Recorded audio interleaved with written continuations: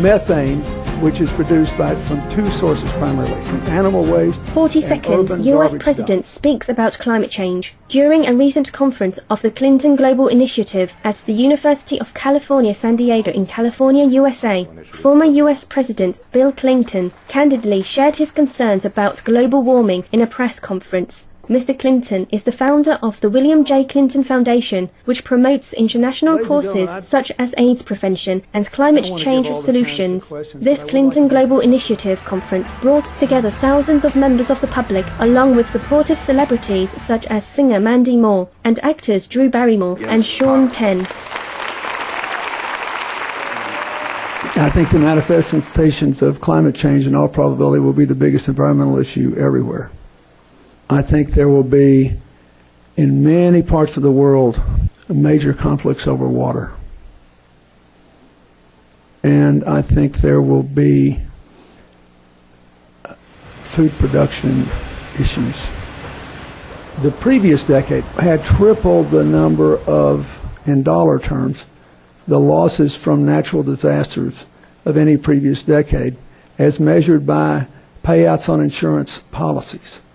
We are now getting to the point where some of these things may not be insurable anymore. Mr. Clinton further responded to a question from Supreme Master Television regarding the effectiveness of addressing livestock production as a rapid solution to mitigate global warming. In late 2010, His Excellency had adopted a near-vegan diet that he said has greatly improved his health. Methane, which is produced from two sources primarily, from animal waste and urban garbage dumps, takes 12 years to fully disperse in the atmosphere.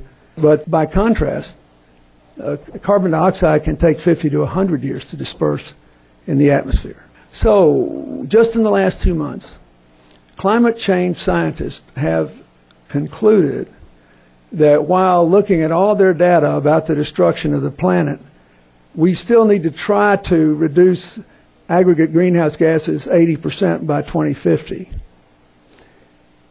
We all know it's going to be hard to do with the population growing and with the technology still emerging. Going on to speak about solutions, Mr. Clinton described more of the recent studies that have pointed to other factors besides carbon dioxide as effective ways to address global warming. So this report that came out in the last couple of months said, however, if you went after the two most potent, quickly dispersing forms of greenhouse gases, methane and its variants,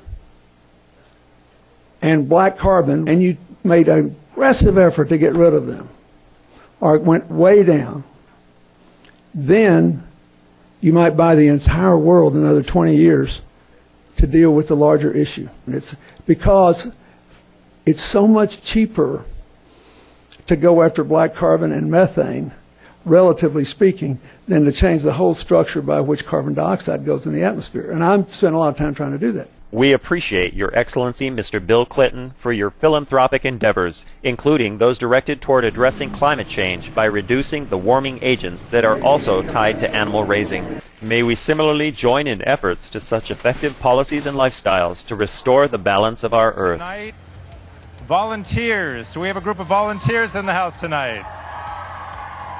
During a December 2010 press conference after the United Nations Climate Change Summit in Cancun, Mexico, Supreme Master Chinghai spoke about the urgency of eliminating short-lived warming substances to more quickly cool the atmosphere.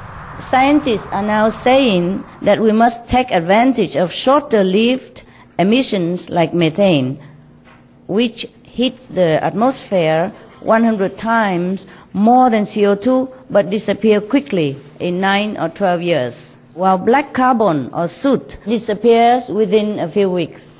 We are living the worst case scenario, and the scientists are crying out for us to hit the emergency brake now and hard. So it's the emergency brake that we need, and the place to start is the livestock industry. Stop livestock industry, then consequently we stop like 91% of the warming effect. 91%. Therefore, respected journalists, ladies and gentlemen, your noble mission is not only to save this planet, but also to restore the benevolence of the human's heart. We must shape our future on virtue and compassion. Then all generations hereafter shall thrive and flourish.